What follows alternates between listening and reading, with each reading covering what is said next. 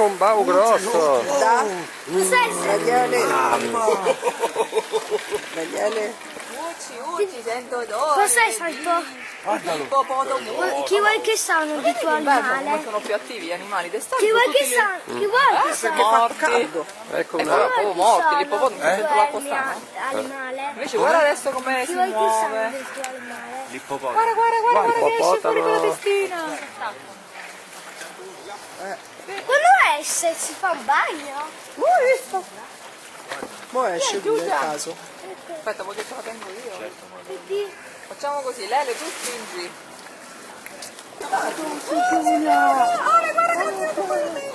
Quanto è grosso? Quanto pesa? Una tonnellata e mezzo. Io peso 25 Chili. Dario!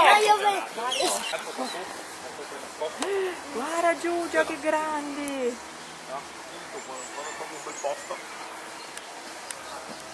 E questi sono quelli asiatici piccoli, ha detto la tata. Sì. Mazza, chiamali piccoli, figurati quegli altri che sono. Un minuto che fa, eh? Sì. Una pipì lunghissima. È coperto. No, ha finita. Il cammello della Battriana. Il badiglio. Vive al nord dell'India. Ecco il casuario. La pappa per gli animali. Non ha portato la pappa per gli animali. Ecco l'ippopotamo nano, piccolo. Ecco l'orso bruno che... Evoluzione, guarda che sta facendo. Vuoi andare sull'acqua? Guardalo. Guarda che cappottato dal muro. Si sta grattando. Guarda lui.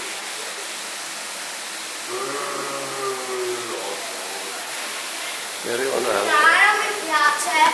Non ti piace l'orso bruno? Guarda che era amico adesso. Flamingo. Fenicotteri rosa. Eh sì, c'ha un sederone. Vuoi dire? Cioè, sedere grossi, cioè proprio sedere come un ippopotamo, guarda, proprio Andiamo al ippopotamo. Ecco una tigre. Cioè, tu immagina se questa qua fa sto salto e riesce a passare di qua. Sparita. Proprio quando arriviamo noi, si sparita. Non mi potrei mangiare. Ecco che arriva il leone. Titti! Guarda che bello. Oh, stupendo, Guarda, Ma che grande. Ti piace?